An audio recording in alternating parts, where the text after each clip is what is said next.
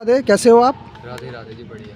गुरुजी, आपका नाम और पंथ जान सकता हूँ? कौन से पंथ से आप मेरा रिलेटेड हैं? नाम भुवन चंद्र जोशी है जी, और मैं ब्राह्मण हूँ। यही मेरा पंथ है अभी वर्तमान। ब्राह्मण परिवार हाँ से। जी। गुरुजी, आप यहाँ पे क्या कर रहे हैं इस वीरान में? और ये देखिए, जैसे मैं देख पा रहा हूँ यहाँ पे आप क्या कर रहे हैं इस भगवान जी की साधना में? मतलब मैं क्या तो कौन सी साधना कर रहे हैं? गायत्री साधना कर रहा हूँ। जी, तो मेरे को एक संत ने उपदेश किया था। मैं चंडीगढ़ से आता जरा जब जॉब करता था मैं सरंद में। जी, तो वहाँ से मैं हरिद्वार आया था। मैं सोच रहा था क्या करूँ। मैं साधना वगैरह तो पहले से भी करता था, जी पर गुरुजी, एक नियमबद्ध साधना नहीं थी कि ये इसमें चला गया, कभी इधर कभी उधर कभी उधर। जी, तो एक संत ने उपदेश किया कि आप गायत्री साधना करें, तो मैं वही कर रहा हूँ। जी।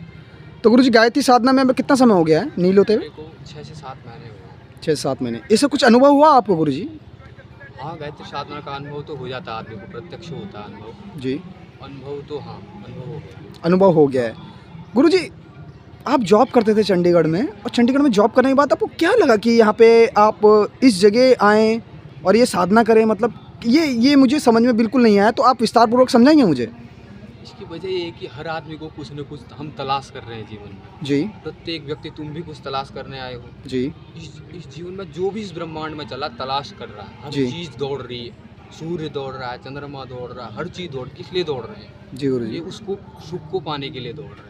जी, जो मतलब प्रत्यक्ष सुख है, जिसके बाद अगर आप भी साधना किए हुए हैं तो आपको प्रत्यक्ष अनुभव होगा जी, कि साधना के दौरान आदमी को जो सुख को अनुभव करता है, जी, जिसके सामने हर चीज़ तुच्छ होती है, जी, उसके मूल्य पे तुम कुछ दूसरी चीज़ का उसके प्रति और कोई है ही नहीं उसके समक्ष दूसरी वस्तु। जी, तो आप इस चीज़ का अनुभव प्रत्यक्ष कर लेते हैं साधना के दौरान कि कौन सी चीज़ सही है, कौन सी चीज़ गलत है। हाँ, गुरुजी, सुख के लिए ही है वो जी, सुख, परम सुख जिसे वो। परम सुख के लिए। गुरुजी, साधना के बारे में आपका क्या विचार है? ये साधना हमें करनी चाहिए? ये जो आने वाली जनरेशन है, ये पीढ़ियाँ हैं, देखिए हम तो साधक हैं, आप भी साधक हैं, हम भी साधक हैं, ये एक दूसरे की बात हम जान सकते हैं, लेकिन दुनिया को हम किस व्यवहार से, किस तरीके से बताएं कि हमें साधना करनी चाहिए? ये तो हमारी परंपरा, हम हिंदू हैं, हम आप भी हिंदू हैं, तो ये पीढ़ी हम किस तरीके से बढ़ाएं? सनातन धर्म कैसे बढ़ाएं? देखो, मेरे को भी ज़्यादा टाइम नहीं हुआ साधना किए हुए। जी, जब एक व्यक्ति साधना कर लेता है जी, और परिपूर्ण हो जाता है, जी गुरुजी, तो वो एक आईने की तरह होता है। उसमें लोगों को बताने की जरूरत नहीं पड़ेगी तुम्हें कि साधना कर। जैसे एक आईने में तुम देख सकते हो कि भाई यार, आईने में अपना चित्र, यार मैं कितना गंदा और ये कितना साफ। जी, जी, जी, जी, तो अभी मैं परिपूर्ण नहीं हूँ साधना, मैं कर रहा हूँ। हाँ, थोड़ा बहुत मेरे को अपना ही अनुभव होता है, वो अपना ही सुख होता है। जी, पर जब साधना की परिपूर्ण अवस्था आती है ना, जी, उसके बाद व्यक्ति शीशे की तरह हो जाता है प्रत्यक्ष।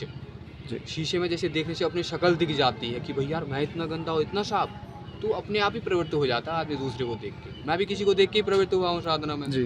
कि भाई प्रत्यक्ष मैंने अपना चेहरा देख लिया उसके शीशे में। कहा जाए तो आपका मतलब यह है कि आपने अपना आचमन देखा, और आचमन देखना प्रत्यक्षीकरण, अपना प्रदर्शन जो आपका क्षेत्र था हाँ, देखा, वो उसके बाद किसी आप संत पे- अग्रसर हुए।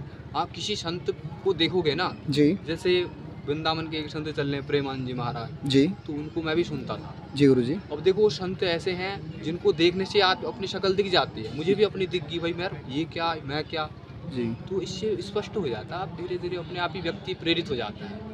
यही एक मार्ग है गुरुजी। जब यहाँ पे साधना फलीभूत हो जाएगी तो आप दुनिया को वाले का कृपा करेंगे इस साधना के लिए, कि अपनी कृपा के लिए साधना करना चाह रहे हैं आप? ये ना, क्योंकि मेरा ध्येय पहले संकल्प क्या है आपका? मेरा ध्येय यही है कि यार देखो, अगर मैं साधना कर लूँगा तो मेरे को देख के जाने कितने लोग और प्रेरित हो जाएंगे। जी गुरुजी, हाँ, यही है कि अपने लिए तो क्या है, अपने लिए तो पशु भी जीता है। कुछ साधना बाई चांस सफल होगी तो मेरी, तो हो सकता है मैं किसी और की भी मदद कर पाऊँ। गुरुजी, आपकी सुबह की दिनचर्या क्या है? कितने बजे उठते हैं आप, और कितने बजे साधना के लिए लगभग अग्रसर होते हैं? 3 साढ़े 3 के बाद उठ जाता हूँ, लगभग 4 बजे उठ ही जाता हूँ। रात्रि के 3 बजे, 3:30 बजे उठ जाते हैं आप? हाँ, इतना मेरा है कि मैं 3 बजे, साढ़े 3 बजे अलार्म लगा रहता है मेरा। जी, बाई चांस नहीं हुआ तो 4 बजे मेरा उठ जाने का है। 4 बजे उठ के गंगा स्नान करके जी, 6-7 बजे तक अपनी साधना। जी गुरुजी, फिर उसके बाद थोड़ा इधर उधर हो गया, फिर मैं सुबह 10 बजे 9 बजे ऐसे बैठ जाता हूँ, 12-1 बजे तक जी। जितना भी समय लगा, 2-3 घंटे 4 घंटे। फिर शाम को होता है 3 बजे के बाद मेरे को 6-7 बजे तक बैठ जाता हूँ। जी गुरुजी, फिर रात्रि में टाइम मिला तो 2-3 घंटे फिर रात्रि में बैठ जाता हूँ। गुरुजी, जी गुरुजी। गुरुजी, आजकल की जो जनरेशन को आप भली भांति जानते हैं, आप तो खुद चंडीगढ़ से एक आए हैं, जॉब करते करते आपको क्या भगवान के दर्शन हुए, जिस प्रकार आप यहाँ पे आके एक ऐसी बस्ती में रहना जहाँ पे कोई फैसिलिटी नहीं है, सिर्फ एक भगवान की प्रतिमा है और एक आप हैं। तो गुरुजी, बस मैं ये जानना चाहता हूँ कि आने वाले भक्तों के लिए आप क्या प्रेरणा देना चाहेंगे, कि उन्हें सात्विक साधना करनी चाहिए कि अघोरिक तामसिक साधना में ही नील रहना चाहिए? तो देखो सात्विक साधना ही श्रेष्ठ है, सबसे श्रेष्ठ है। जी क्योंकि देखो क्योंकि सात्विक साधना जो है भगवान के प्रति प्रेम भाव होता है उसमें। जी व्यक्ति को ज़्यादा मेहनत करने की जरूरत नहीं होती, उसका पतन भी नहीं होता, वहाँ जिम्मेदारी भगवान की होती है पूर्ण करने की। अब जी। तामसिक में क्या है, तुम्हारा पतन, तामसिक में पतन कभी भी हो सकता है तुम्हारा, वो तामसिक ही है एक प्रकार से। इसलिए सात्विक साधना श्रेष्ठ है। देखो सात्विक साधना क्या मतलब, सुख श्रेष्ठ है। जी नाली के सहारे अगर कमरे के अंदर प्रवेश करोगे तो कैसा लगेगा। तामसिक साधना नाली की तरह, जैसे एक घर के अंदर प्रवेश करने का नाली से भी मार्ग होता है, जी गुरुजी। तो तामसिक साधना नाली से ही समझो, जी और सात्विक साधना सीधे दरवाजे से समझो, जी घर के अंदर प्रवेश करने के लिए। गुरुजी, हमारे व्यूवर्स अगर कभी डर जाते हैं तो डरते हैं, किसी जंगल वीराने में आते हैं, पीछे से लगता है कोई आवाज़ आ रही है, भयभीत होते हैं, तो कौन सा मंत्र होता है जो उनको शक्ति देता है? एक तो हनुमान रामबाण मंत्र होता है, एक हनुमान बीज मंत्र होता है, शिव मंत्र होता है, तो कौन सा मंत्र को उनको जाप करना चाहिए? कुछ ऐसे वर्णित कर पाएंगे आप थोड़ा सा? कोई सा भी मंत्र सात्विक शिव विष्णु का रेगुलर, जैसे रेगुलर वाइज में करेंगे तो उससे मतलब भाई क्या होता है वास्तव में।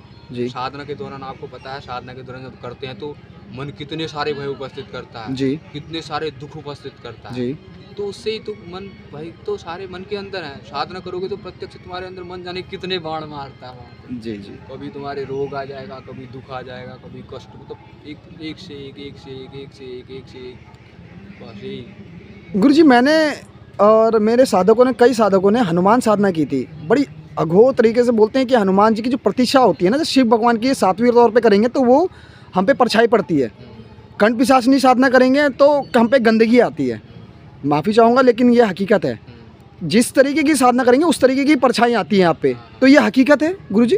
बिल्कुल सही है। जैसे ये ऐसे ही है, देखो जैसे जैसे जैसे रोगी के पास जाओगे जी तो ऐसा भाव नहीं आता यार हम भी बीमार तो नहीं हो जाएंगे। जी और उसके गुण प्रत्यक्ष में प्रभावित करता का जैसा गुण होता है। जैसे जी। विष्णु का गुण है जी शांत बिल्कुल, जी जी तो उनका गुण, जैसे मैं उनका भजन करूंगा तो उनके सारे गुण मेरे ऊपर प्रभावित हो जाएंगे। जी गुरुजी। अब भूत का क्या गुण होता है, डर, कालापन, भय, चिंता, जी तो भूत की साधना करोगे तो भाई वैसे ही गुण आएंगे। जी देखो गंगा जी में स्नान करेंगे, ठंड लगेगी, तो जैसे में जाएंगे तो ठंडी लगेगी। जी। अब यहाँ गर्मी का एहसास कैसे कर पाओगे, गंगा जी के अंदर जाके ठंडी लगेगी अंदर। गुरुजी, आने वाली जनरेशन और हमारे आने वाली जो जनरेशन है, जो बच्चे हैं, और हम किस तरफ, अगर सर एक वर्ड में, एक पंक्ति में बताइएगा कि हम साधना को सात्विक तौर पे करें कि तामसिक तौर पे करें, किस पद्धति में हम चलें जिससे कि हमारे जो आपके साथ हमारे जो साधक हैं वो आगे बढ़ पाएँ?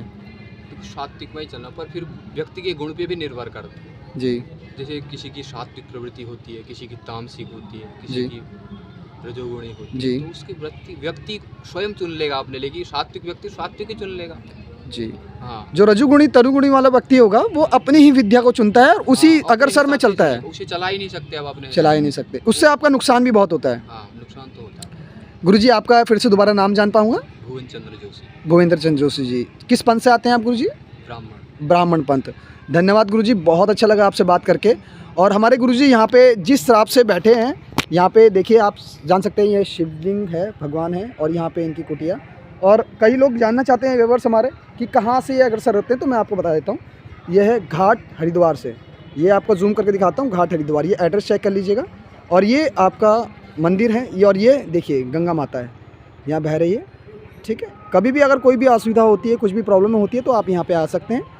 धन्यवाद बहुत बहुत।